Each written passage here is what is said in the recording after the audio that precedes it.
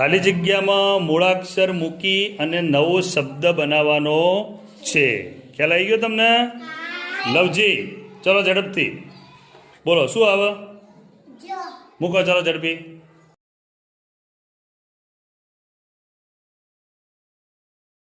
Dual ઝડપી. જાઓ ભાઈ બોલો. ચલો ત્રીજો શબ્દ શું બન્યો? શબ્દ બોલો, જોરથી બોલો. મગ. સરસ. ચલો મીનાક્ષી, આગળનો શબ્દ ફટાફટ. ચલો શું આવશે? હા, શબ્દ વાંચો આખો. શું બન્યો? હા તો બેટા એને ઝડપથી કઈ રીતે વાંચાય?